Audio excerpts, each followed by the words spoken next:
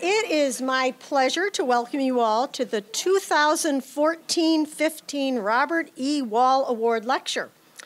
The Wall Award program is in its 22nd year.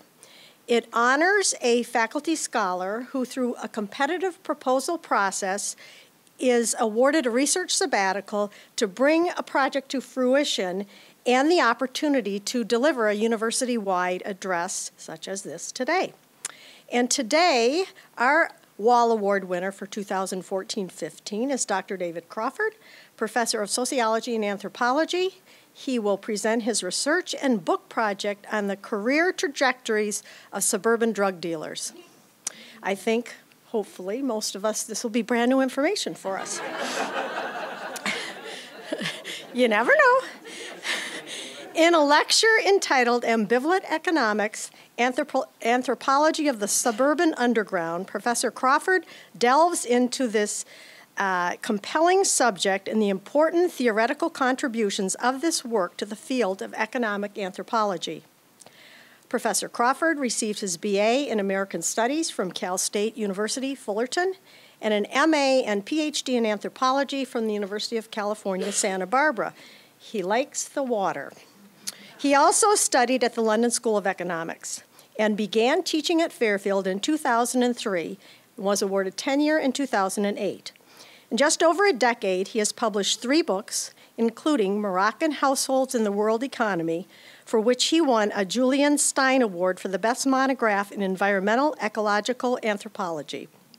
Over 20 articles, book chapters, and reviews, and has delivered numerous peer-reviewed presentations. Prior to the Wall Award, while at Fairfield, Professor Crawford was awarded the Alpha Sigma Nu Teacher of the Year Award in 2009 and the George E. Lang Award for Service by the Connecticut State Conference of the American Association of University Professors. Professor Crawford began his current research in 2010, linking theories derived from his prior study of farmers in Morocco to the economic behavior of suburban drug dealers in the U.S. Although largely invisible in scholarly literature, white middle-class drug dealers are responsible for the vast majority of illegal drug transactions in this country and operate in a social context vastly different from the urban model. David Crawford's early vocations include spearfishing, cattle wrangling. He's been a broker, a poet, and an officer abroad. Now, wait a minute. An officer abroad, the replica of the early 19th century sailing brig Pilgrim. So he's got multiple talents. Fortunately for us, his love of teaching ultimately led him into academia and here to Fairfield University. So please join me in welcoming our 2014-15 Wall Award winner, Professor David Crawford.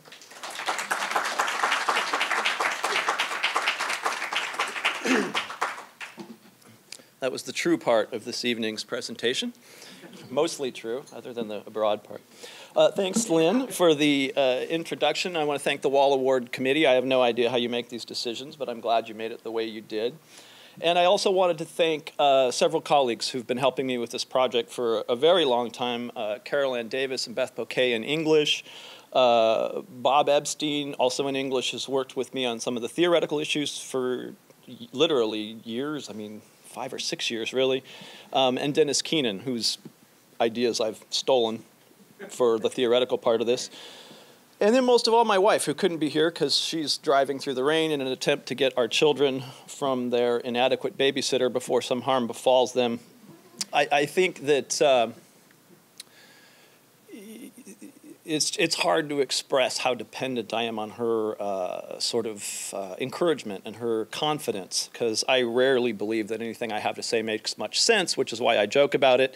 And she manages to convince me occasionally that it does. So I want to thank her, even though she couldn't be here. What I intend to do, let's see if this works. I didn't prepare a specific paper for this talk. Instead, since it's kind of a what I did on my vacation kind of a presentation, I thought I would give the overview of the whole book and just kind of tell you what's in each chapter. And it's taken a long time, though. So I'm going to begin with the the introduction. I think I've written 42 drafts of the introduction, and I've thrown away 42 drafts of the introduction. So I remain sort of unclear on how to start this whole thing. I know where it goes and I know where it ends, but I still haven't figured out how to start it. So for tonight, in terms of getting it started, a few years ago, I read the book Freakonomics, which became very famous, Dubner and Levitt's attempt to apply liberal economic thinking to virtually everything. And there's a line in there where they say a crack gang works like a standard capitalist enterprise. And they took the research from a guy named Venkatesh who worked on housing projects in the south of Chicago. And what they were trying to show is that drug dealing behavior is normal in a kind of capitalist sense. Instead of the police, you have the state. But other than that, the economic logic is the same. And I thought, turn right? And so I read that line and I thought, no, I mean, I know that. I mean, it might be true for urban open sales on the street. It cannot be true for the way most drugs flow through the American social body. And we know how most drugs flow through the social body. It's not just sort of my observation, but for instance, scientists have done studies of sewage water, and they can tell exactly what zip codes, exactly how many substances are coming out of, and it's very clear that black and brown people in the inner cities are not the ones consuming the majority of the drugs. For one thing, there's a lot more money amongst white people. There's a lot more money in the suburbs, and so it should stand to reason that that's where most of the drugs are being consumed. Also, whites are a majority in this country. So just on the face of it, they're saying this is how drug dealing works, and just a moment's thinking about it suggests that can't possibly be true. So I attempted to find suburban drug dealers, and now I was particularly interested in what I call successful drug dealers, which for many of you might be a contradiction in terms. What I mean by successful is didn't get caught. And this adds a whole nother layer to the study because most of what we know about illegal activity comes from the people who get caught. You find them in rehab centers, you find them in jail, and sociologists and criminologists interview them, talk with them, and find out how things happen. But that, since whites are incarcerated at so much lower a rate than people of color, that doesn't actually, again, tell us very much about how the majority operate, and it doesn't tell you very much about how white people outside who don't fail and get busted, how they operate. So the book is based on 9 sets of interviews, 9 different people, really, and each person is part of their own kind of network. In other words, these 9 people didn't sell to each other. So it's kind of 9 different networks as exemplified by one person per network. And you know, I did anywhere between 1 and 4 or 5 taped interviews with each person, but I also hung out with them quite a bit. We have a fancy term for that in anthropology. We call it participant observation, but really it means hanging out. And, you know, I rode around in their trucks. I went with them to work. I went with them to parties. I hung out in bars. I went to dinner. I just did stuff with them. And then we talked a lot when we weren't on tape. And I talked to a lot of the people they know. And so that's kind of where the information comes from. Now, I'll also say that the focus of the book is largely on 2 drugs. It's largely on cocaine and marijuana.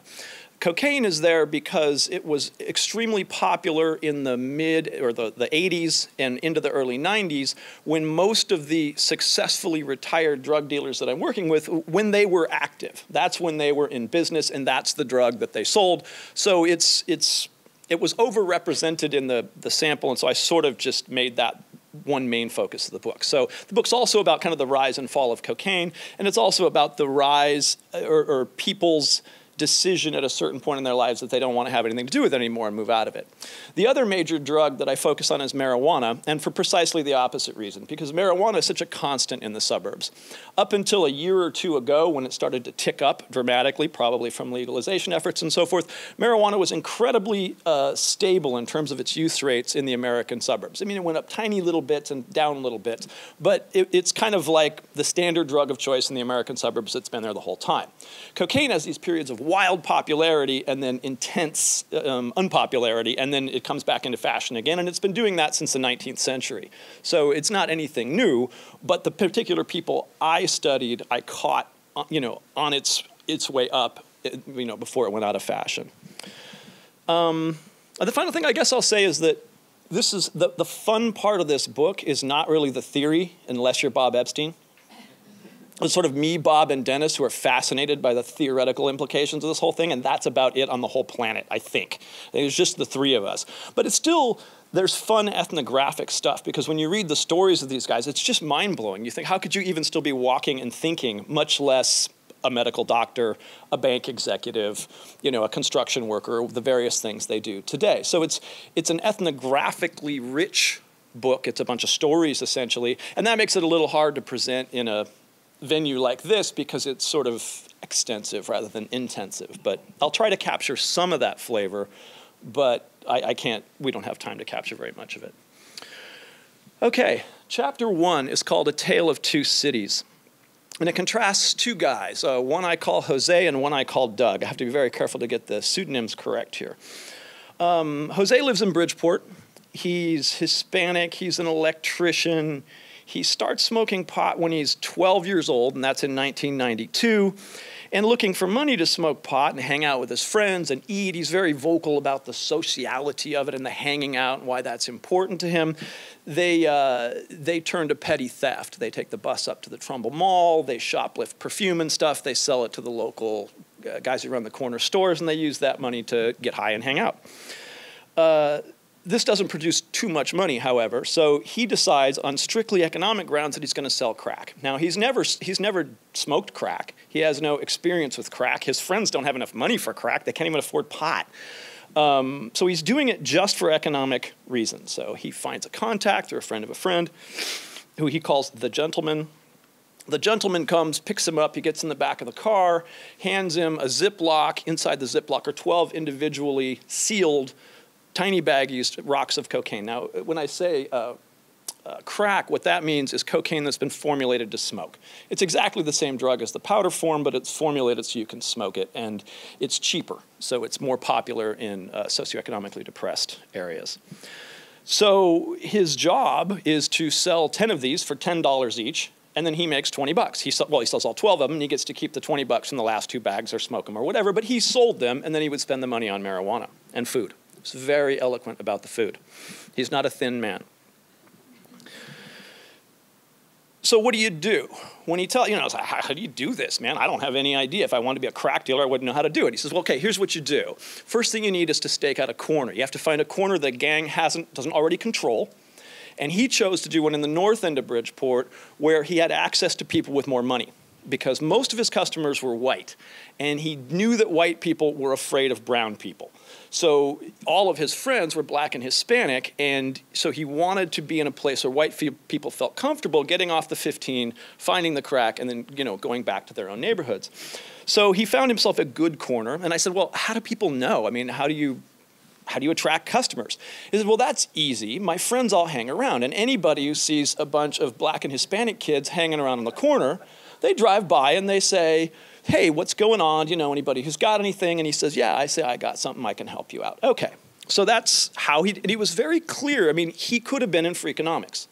So they're not entirely wrong about how the business works when you're selling to anonymous people.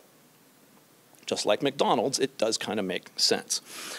All right, this doesn't last long. And when he even talks about his friends explicitly as advertising, which I thought was kind of interesting. So that, they hang out and smoke pot on the corner, so there's something for them to do, but they're also serving a kind of function in his business. Their very presence is advertising the potential presence of drugs. This doesn't last too long. He's busted pretty quickly. And he's busted for the same reason it made it a good corner. The cops police it. If you work in the bad part of town, the cops don't pay as much attention. They do up in that part of town. And they take him, and I could give you all the lurid details. It's really quite graphic. He's 16 or something like that. They take him not to jail, but to this special anti-narcotics building where they interrogate him without a lawyer, of course. They put him in jail. He can't make bail. He doesn't see a lawyer. He's in there for a week. The other the other people in jail take his clothes, they take his food, they physically threaten him. He's scared out of his mind. He's absolutely terrified.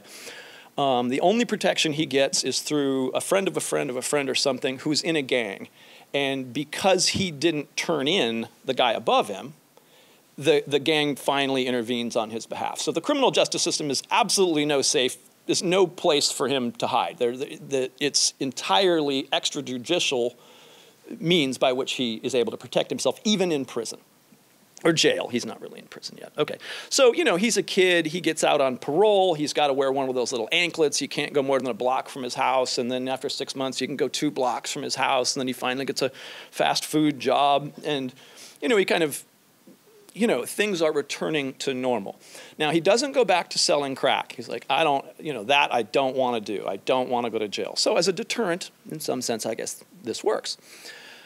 But he does continue to sell marijuana, but he does it in what I'm going to call the suburban style. That is, he does it through networks of kin and friends. He does not do it anonymously on the street. And it's really he and his brother are kind of doing it together.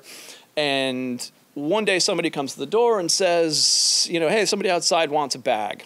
And his brother goes to do it, and he's like, no, I'll handle it. Because we don't really know this guy. We kind of know of him. He's not a complete stranger, but we don't know where he lives. And his little brother, who's his partner, is a little bit volatile, and he's afraid something might happen. So he goes with the guy. The guy says, I forgot my money in my apartment. They sort of follows him back, and in an alley behind a video rental store, the guy pulls out a gun, puts it in his mouth, and robs him, takes his chain, takes his money, threatens his life, and he's utterly terrified. He describes this very graphically. He's absolutely terrified. He's got a gun in his mouth over $10 worth of marijuana. I mean, it's graphic. Of course, you can't tell the police because he's on parole. So he calls this person a, quote, really bad human. And everybody knew he was a really bad human. And so as far as I know, the really bad human is still roaming around doing really bad things. But that's the end of drug dealing for him. Doug, who's a white construction worker from Portland, Oregon, also starts smoking marijuana at age 12. For him, it's 1976, so this is an earlier story.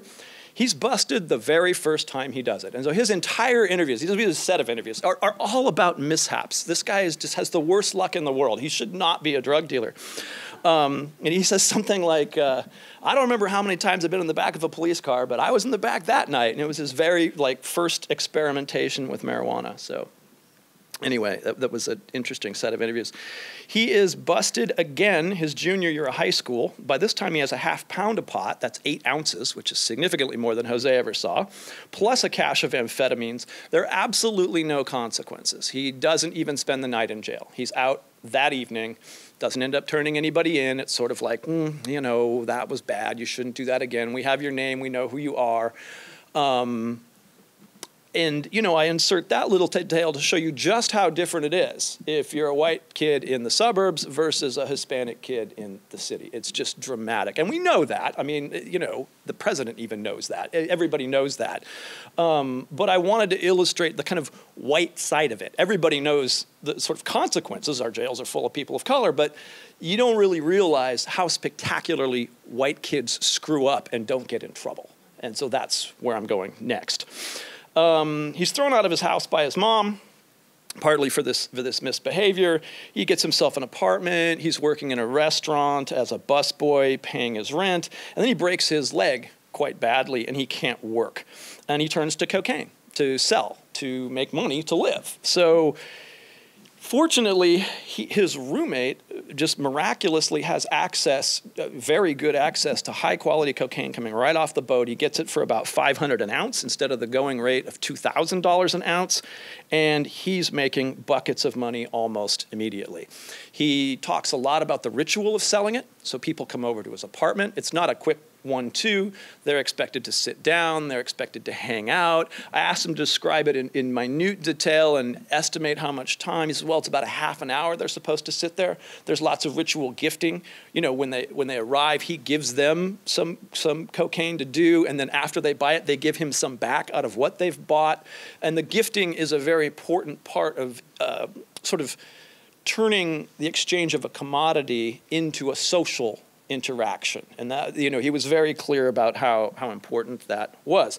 He also sells it way too cheaply. I'm asking him about prices, and he's selling it you know, I sort of do the math in my head, and I'm asking about it. He's like, yeah, I was selling it for about half what other people were selling.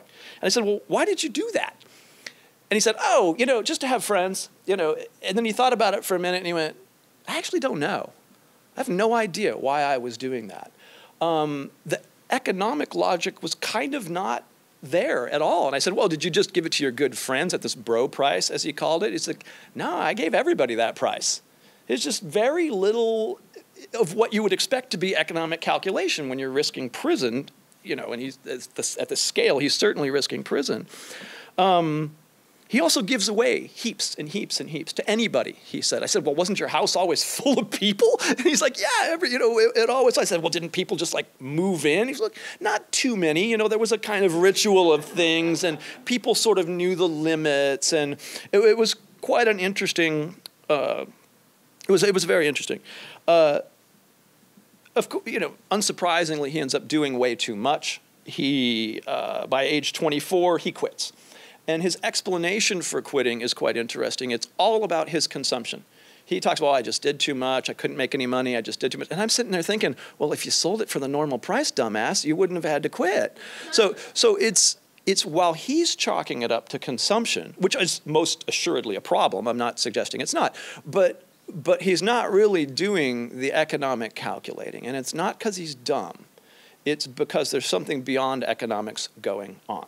Okay. So all I'm trying to, that's going to come back in several of the chapters, but all I'm trying to establish in this first chapter is the difference in the modality of the sales. Anonymous sales are fundamentally different than sales among kin and friends. They're just an entirely different animal, and the conceptual logic by which it happens is different, and the cultural logic by which you explain it to yourself is different. And all of those things are going to be themes for the rest of the book. So that's why I spent a little more time on this chapter than others, but because it kind of sets the stage for the rest of the book. Okay. Oh, just a couple things I wrote down. So in this, there's a premium on friendship, honor, trust, gifting, reputation, those kinds of things. So it's also inefficient. There are massive transaction costs. Instead of the quick 1-2 on the corner, like Jose did, this guy's like with half an hour a customer.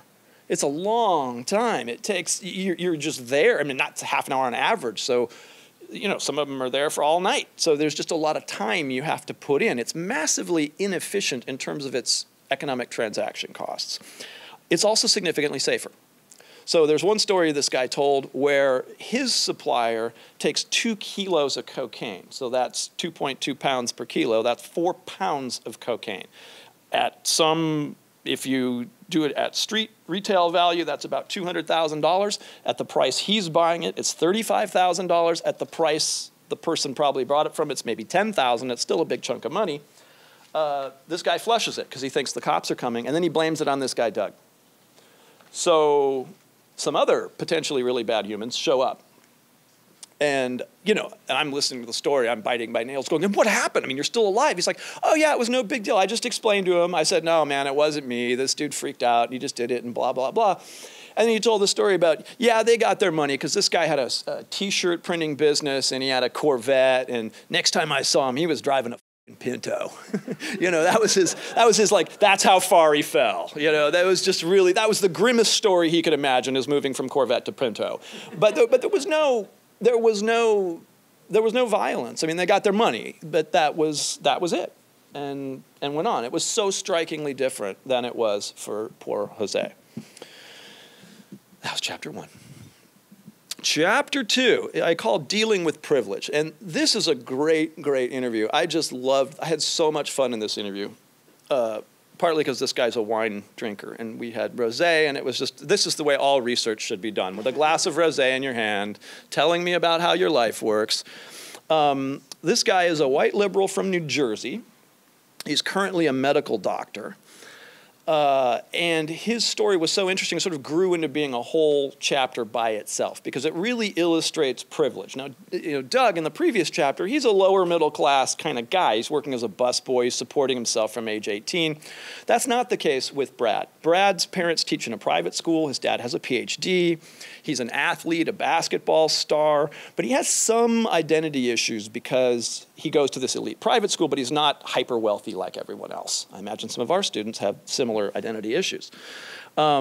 Quite suddenly, when he's 15 in 1997, his father dies of a heart attack, just on a morning jog. It was completely unexpected.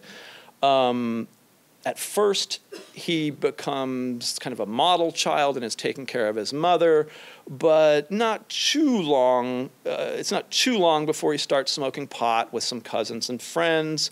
And then he doesn't want to, his mom is now in terrible financial straits because the father wouldn't have a life insurance policy or anything. And he doesn't want to take her money. So he starts selling pot because he wants to be independent, because he doesn't want to depend on his mom. He wants to generate kind of his own money and his own marijuana to consume socially. That's his goal.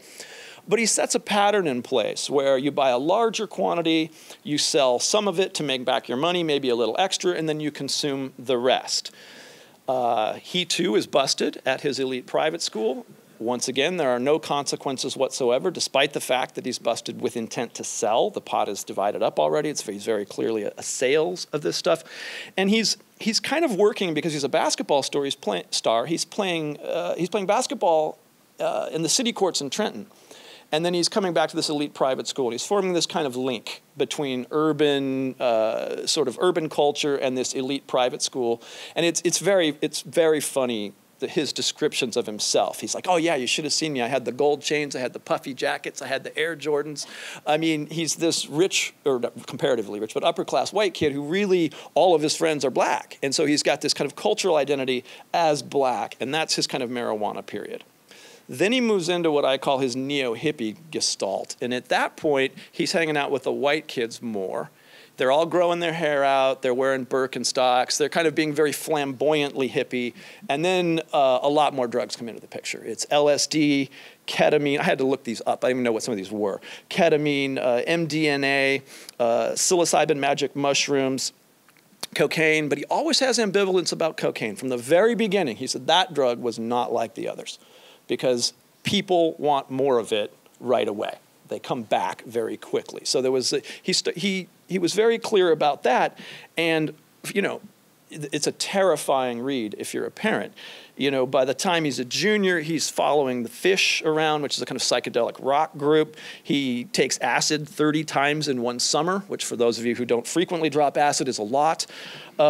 He's traveling with the band and kind of living in parking lots and so forth with them.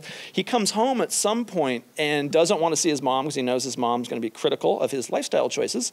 So he sends his girlfriend with a bag to get some clean clothes from his house. And his mom puts the clothes in the bag and includes a picture of his father, the last summer he was alive, with a little note on the back that says, "What if your father could see you now?" And he describes this as devastating. This was just absolutely devastating. His reaction, however, is to immediately go out and get heroin. And he gets just completely lacquered on heroin. It is his dealing partners who work to get him off heroin. They're very into drugs, but they don't think heroin's a good idea. He's now moving with these itinerant professionals. He's got $5,000 in working capital, about 4 times that in people will front him.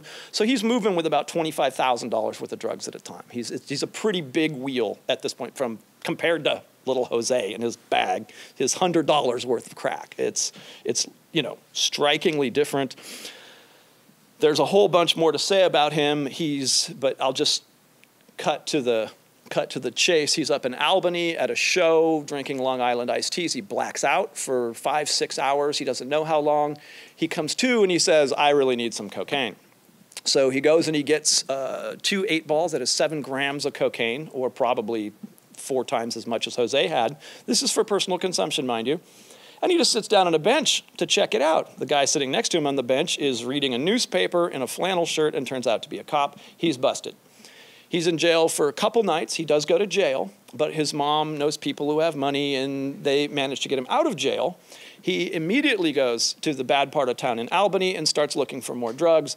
All he finds is crack cocaine, which, as I said, is formulated to smoke. He doesn't know this because he's a white kid and tries to snort it. It doesn't work. It's sort of tragicomic. That's his freshman year of college. He has to write to his expository writing teacher, "I'm sorry, I didn't have the assignment, and on time I was in jail." Doesn't matter, he gets a 0 on the assignment. So if you're thinking about being lenient towards your students in jail, you needn't be. what's the end of the story? Surprisingly to me, he says, you know what, I don't want to do this anymore. He gets himself admitted to another college out of state.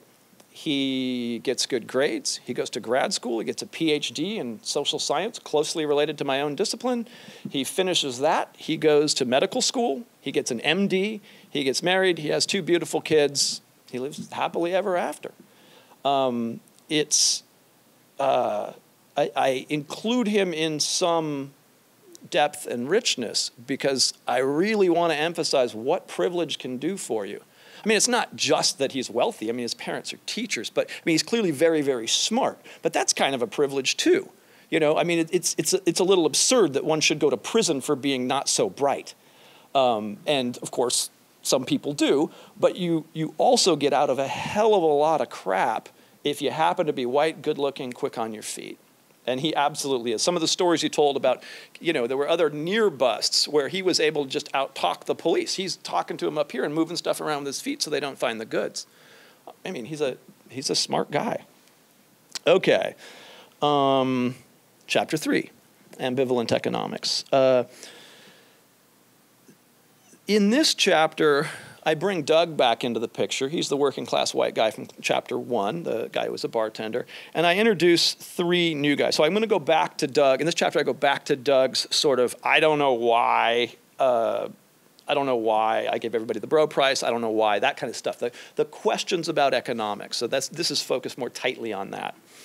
The 3 guys I introduce. The first is named Arthur. He's Asian. He's a Democrat, unlike many of the people in here are Republicans.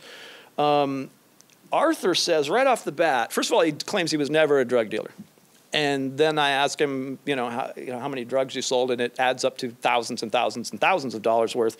And he says, yeah, but it was never about the money. All right, so it was never about the money. Tell me, I mean, he was really reluctant. It took me like 4 or 5 interviews. It took me days to get him to really talk with me. And the way it worked for him, he had never sold drugs before until he went to college. In his freshman dorm, a couple of guys do coke with him. And it's so nice of them to do. It's expensive. You know, he feels like, like they're really taking an interest in him. He doesn't have any other friends at college. He's brand new at this. And so he wants to get some cocaine to share with them. So he does. And they too appreciate it. These 3 guys he meets his very first day in college form a kind of cocaine collective. They have this bag. He showed me the bag. He still has it today.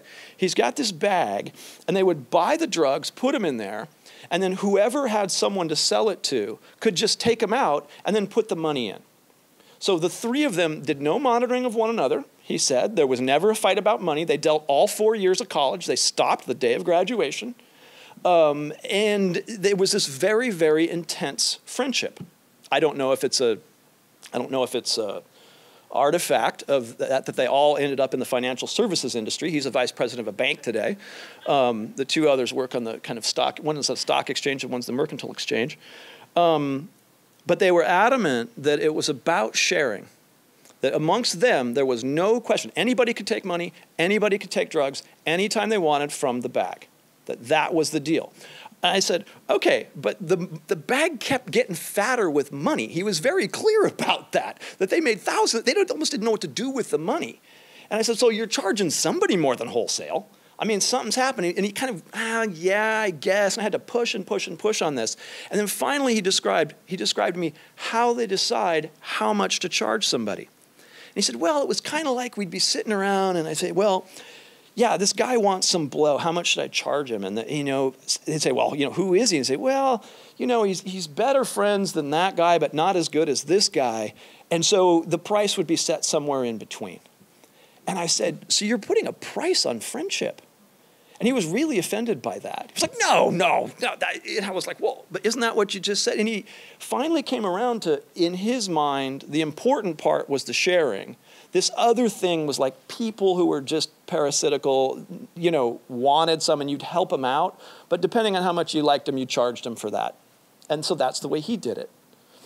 Okay. Next guy's Wayne. Wayne is white, working class, ardently Republican. Wayne's first sentence, he did not want to be interviewed at all. I spent a long time, and then I have a very short interview with him. And he demands not just sort of you know, that I don't just hide his identity, but that I don't give any facts about him. So I don't even, in the book, it's not even what state he's in, nothing. His first line is, "It was all about the money.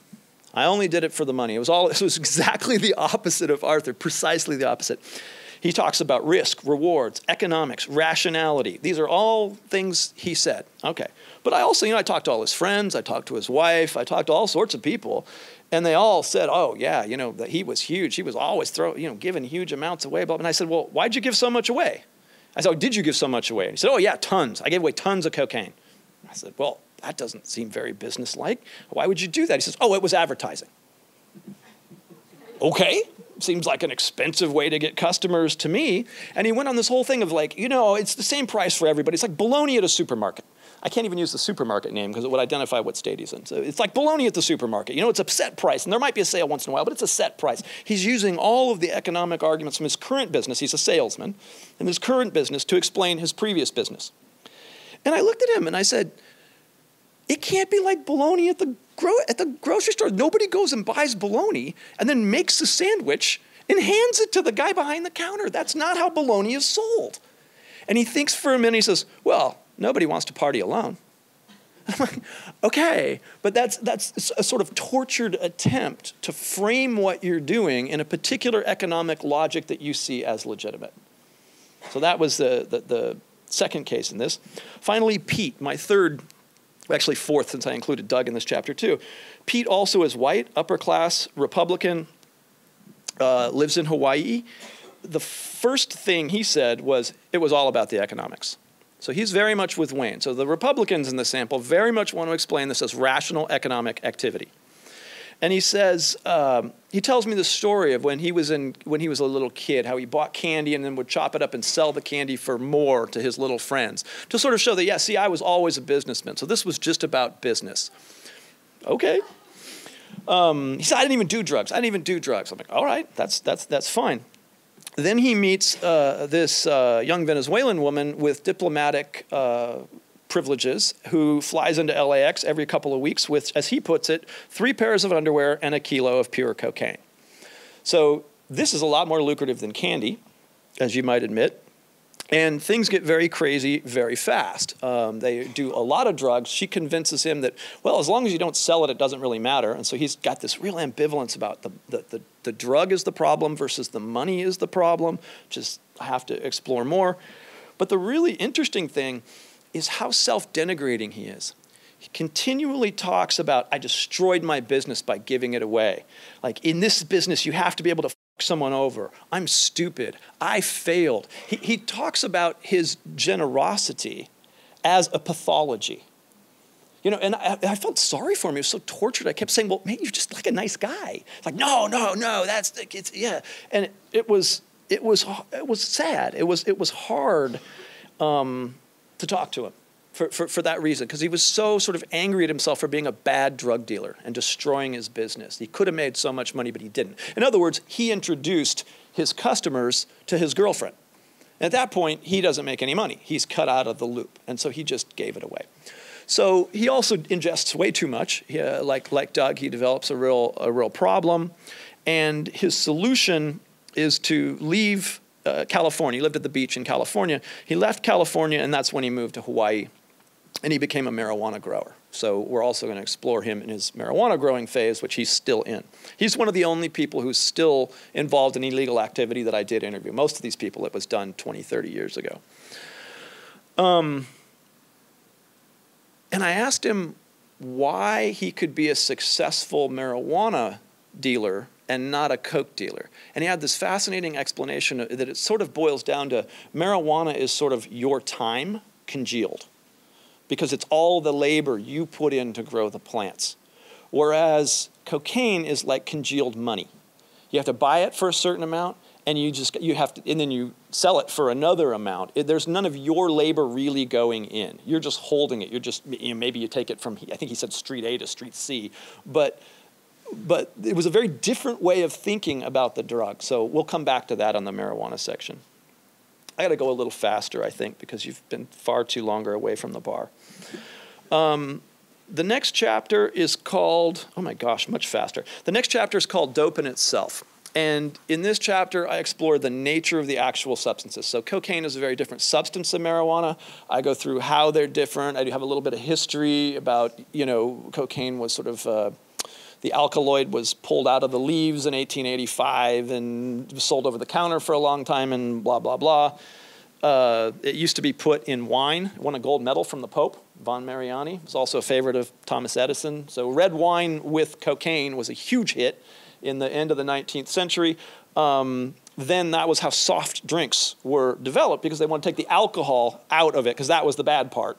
And then you would just have the cocaine and the sugary syrup. So it's kind of interesting how our conceptions of what's evil and what's good change.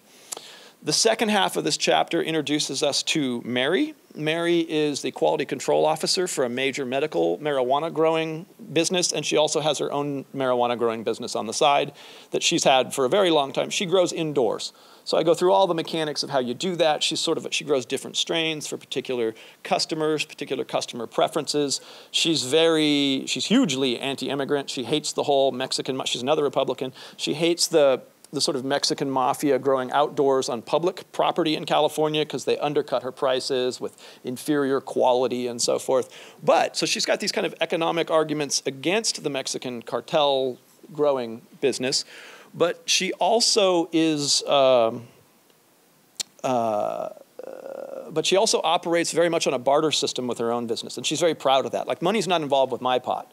I trade it. I know people with wineries, so I trade it for wine, I trade it for clothes, I trade it for haircuts. We have this kind of barter economy that she sees as very wholesome and a nice alternative to the crass materialism of the regular economy. The other grower is Pete, who you already met. Pete grows outdoors in Hawaii, and he too, the mechanics how he does this are quite interesting. He's got to run pipe through crumbly lava fields underground, and then if people find the pipe, they'll find your pot. So you've got to make the pipe go a certain distance and then have no pipe for 20, 30 meters, and then more pipe, and then no pipe. And what you do when you water is you crawl in there at night on your hands and knees under the thorn bushes, and you connect all these pipes. And then you put water in one end, you water the plants, and then you take all the pipes back out so that nobody can trace it back. He's been doing this, he said it's the longest, he and his partner, he said it's the longest dope growing partnership in history. I think they've been doing it for 15 years successfully in the same spot. Their first spot was raided, but this spot's good. I have other stuff in this chapter about the particular variety he grows, which won a gold medal at there's like a marijuana contest.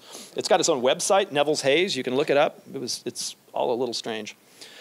Anyway, this really contrasts Pete's stories of this being a wholesome alternative to his former cocaine life and an economy that he can live with, a type of economic relationship he can live with. With Mary's quite, she's talking about the people she works with, for instance, at the marijuana thing as, quote, fucking stoners. She's like, they're so high, I hate overseeing them. I mean, they can barely walk. It's, it's these hippy-dippy, teenagers who's like, this is an awesome job, But she's really quite pietistic about the whole thing, despite the fact that she's a marijuana grower, thus the ambivalence. I'm going to be brief with 5, 6, and 7. Give an economist lemons. I can explain the title some other time, but this is where I hone in on the theoretical issues, the gifting that's involved in that kind of stuff. Economic anthropologists love this stuff. None of you are economic anthropologists, so probably don't. But to summarize the main arguments, some people will say, well, gosh, there's lots of motivations in any economic interaction amongst kin and friends. So we shouldn't take self-interest as being the only one, the way mainstream economists tend to. Other people say, oh, it's complicated. There's a lot of people that, in fancier language, say it's complicated, but that's all they say. I want to argue for a kind of an understanding of it being ambivalence, that gifts are intrinsically ambivalent because they need to be interested. That is, if I'm going to give Beth a gift, it has to be for her. It can't be like she's passing by and I happen to hand it to her. A gift has to have the interests, you have to be interested in the person. But at the same time, a gift has to be disinterested. If it's like, I'm going to give Beth a gift because I know she's going to get an inheritance soon and I want to be her friend, it's no longer a gift. It's now a gambit. It's something else. So gifts always have this contradictory, or ambivalent in the Freudian sense, relationship, that it has to be these two opposite things simultaneously. And the way, you know, postmodern philosophers put it is blah, blah, blah. The conditions of possibility of the gift designate simultaneously the conditions of the impossibility of the gift. That's just kind of, I think, a fancy way of saying what I already said. Bob Epstein, in one of his recent articles, writes that we would seem to need a novel view of motivation and interest based on mutual indebtedness and shared pleasures. And that's really what I've been working with Bob on, is trying to make more sense of that. Because that to me explains what's going on a lot better than, oh, it's all self-interest, just disguised in one way. Next is Good Times Gone Bad, cocaine fatigue and the transition to adulthood. Everybody I talked to quit cocaine. All of them got out on their own. All of them had similar reasons. You know, I got too old, they say. I wanted to have kids. I wanted to get married. It's like a drug for young people or something. That it starts to become pathetic. It's no longer cool. You don't want to be out that late. You don't want to run with that crowd. It's a sign of maturity that you're walking away from it. And the friends that don't are a bit pathetic. So this also has some interesting theoretical things, because you've got people's own biological clock ticking. You've got the process of social reproduction, you know, getting married, having kids, settling down, that whole thing. And then you've got the historical trajectory of what's happening with the drug cocaine, i.e. it's falling out of fashion after the crack explosion in the late 80s. So that's what I'm working on in that. And the seventh chapter is sort of an afterword, really. It's called Drug Justice, How the Political Economy of Drug Dealing Favors Whites. I just want to come back to that very basic point. We know that our prisons are wildly overstocked with citizens, full stop. We know that our prisons are wildly overstocked with citizens of color, full stop. And we know that it prevents them from getting on with their lives and contributing to societies in ways they might, in ways many of these young men were able to. Now, we know all that, but what we don't know especially well is the other side of it. We don't know how many white kids, your pediatrician, your banker, your real estate agent, how many of them could have, if not for their skin color and geographic location, be sitting in prison and never contribute anything to our society ever. So it's that side of the story. I don't want to glorify drug abuse. I've got a 13-year-old kid. I really have no interest in making cocaine seem cool and okay. However, I do want to make our incarceration system seem as absurd as it is by highlighting the stories of people who did not have to suffer it. So that's what I'm up to. Thank you very much. The bar is open. I'm happy to stand around and answer questions for as long as you want to ask them, but I think not if you all just sit there and stare at me. I mean, you get yourself something to eat or drink, and I will stand up here and talk about whatever you want to talk about. Oh, never mind then. My goal was to finish this in half an hour, which I wildly failed at achieving. Want to ask anything, Beth? She did the half raise. You know, my students in the room know all about the half raise. I'll call on you anyway. I don't care. That's good enough. I'm just trying to formulate the question because there are lots of pieces that I'm interested in, but particularly I think questions around debt and indebtedness, right? Which you sort of talked around but didn't speak to. And I know why, right? Because it goes into some of the theoretical framework that you weren't necessarily looking at. But I'm interested both in the portrayal of some of the, some of the guys, whether they're finance guys or however you frame them, the Republicans or right, who really steer away from any sense of indebtedness, which is part of a worldview, right? It's consistent across kind of all the ways they operate. And then the other case studies that really are the kinship or the friendship relations that in one way or another are, I think, circling around that indebtedness question. I mean, I don't know if you have any little blurb or something that you would say about indebtedness. I've thought a lot about debt, and I read the whole book, and I assigned it. There's a recent book called Debt, The Last 5,000 Years, and it's a fascinating read by David Graeber, who in the longer version of this I quote quite extensively. So yeah, I think the notion of indebtedness is absolutely central, along with the ambivalence of not wanting to put somebody under a debt. In fact, I guess the blurb I would give you is the way I got given economist lemons. I had been here, I think it was my 3rd year here, and you know, I was trying to figure out this East Coast culture because y'all are kind of weird. And we thought, well, it's Christmas time, we have better presents for my colleagues. I don't know, what do? We don't have any money, we're completely broke. My wife's still finishing her PhD. So my wife very kindly preserved lemons in the Moroccan style, and preserved them in salt. And I brought these little jars, we did little micro jars, just something you should give a gift. It's the holidays, you should give a gift, right? And I gave one to Dina Franceschi. She and I had been working together, and we were colleagues and worked on stuff. I didn't know her very well at all. I think it was Christmas Eve or the day before. There was nobody else in my building. I was completely by myself, you know, hammering away trying to finish something, as was typical in those days. And she comes bursting into my office and slams this bottle of wine down on the desk with a little bow on it and says, "Here, I got you a present." Runs out. And she was clearly so pissed off that I had put her under debt. You know, that I had indebted her. So it's like she's got other stuff to do. And she has to go to the damn liquor store and get me something because I got her something and now she's in debt. And that's where I got that title, because there is this powerful sense of gifts as weapons.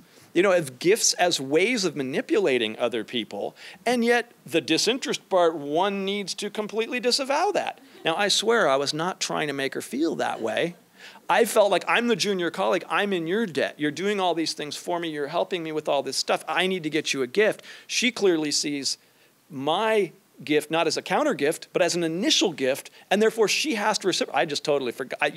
Everybody in this room knows I have stopped giving Christmas presents. It's too psychically draining. I can't do it. Do you think if you could, or you can, interview current drug dealers today of the groups, that you would find things similar? I mean, for example, you know, go to Colorado, where you've got a legal and illegal drug business going on, or marijuana business going on at the same time. Do you think this would hold up? I did go to Colorado, and I interviewed a couple people there, and so that's the spatial difference. And then for temporal difference, the youngest person I interviewed, I think, was 23 and lives here in Fairfield. You know, one interview doesn't tell you very much. What was striking and I didn't use all the interviews I did because they didn't fit the structure of the book, and this is one I didn't use, but what was striking about that interview was how much cocaine was evil. For the young person in Fairfield now, you know, there was, you know, heroin and cocaine were exactly the same. And it was very clear for an earlier generation that heroin was very dangerous stuff, but cocaine, like, probably not good for you, but, you know, it's right in the range of alcohol somewhere. So I don't know what that says. I mean, the kid across the street assures me that there's heaps of drugs still available, and it remains terrifying here in Fairfield. My babysitters of my children have told me that, you know, one of them came to me once because their roommates, also Fairfield students, were doing heroin. They were very concerned that they're having a big party. They knew people would be doing drugs down at the beach. They were very concerned the police would come and they would be in trouble. They wanted to know what their legal liability was if there's drugs in their room because their roommate had it. So stuff's still happening. I don't know beyond that. Yeah, the dealing, I don't know. Maybe they all go to Bridgeport and buy it off the street. I doubt it. I think it's still flowing through the dorms. I think that's the way it continues to work. Every time I see I read the police blotter of the little Fairfield paper obsessively. It's my favorite part. See who got busted this week. And it seems to be very much, from the outside, it seems the same. Geographically, I did interview a really interesting guy who for 20 years was an illegal marijuana grower and now has his own dispensary. And he is triumphal. He's head of the Chamber of Commerce in his town. He's like, this is great. You know, I no longer have to hide what I do from my kids. That was his concern. It was really about kids. That was his concern. Anyway. Yeah, Janie. Yeah, I was going to ask kind of a follow-up to the debt question. As you probably know, I was at Notre Dame with Carolyn Northswin, and she's done tons of work on the illicit. And one of the points that she's made is that that network is more trustworthy. So we have to talk about debt, but trustfulness. It's like, that's more trustworthy than anything in the formal economy. Yeah. And she's like, you live or die by trust in that network. And so she was like, I never felt unsafe or insecure, you know, working in the illicit because, you know, if you trusted somebody, they trusted you, you know, you're good. Yeah, I have a big quote from Carolyn. She's the one really who's hammered that point home. You know, I'm not sure that she's played as much with the implications. I'm sort of taking her observations into economic anthropology and trying to unwind them there. And at a smaller scale, she works with really big people, like plane loads of dope. These people play for keeps. Everybody in my study remains sort of small time in a sense. Like nobody has a boat. Doug's roommate had a boat eventually, but nobody was doing the international connection. That's a different league. And Carolyn makes the case quite forcefully through interviews with these people that, yeah, you are dead without trust. I mean, what you see on TV is you're dead without force. I mean, I binge watched Narcos about Pablo Escobar, you know, over the course of about 2 days. And there's lots of violence in that world. You don't see the trust. I would suggest, it seems to me, I don't know how would I know, but it seems to me that the reality is somewhere between what Carolyn's describing as an economy based on trust and one that's secured through extrajudicial violence. Both those things seem true. At my level, there's no extrajudicial violence at all. It's pure trust. You know, or not, or you screw up and you rip somebody off or you turn somebody in, but everybody knows you and you're then no longer in business. And that happens too. People make mistakes, but your reputation follows you, especially in the suburbs. It's not a big urban city where you can make new networks. Those networks are pretty well cemented spatially. I feel really bad. I know somebody wants to get a drink. Well, yes, I've been drinking Diet Coke all night, Joe. I've been a very, very good boy, I think. This is stressful, and I think we should all get a drink, and then I will answer your questions. Thank you very much.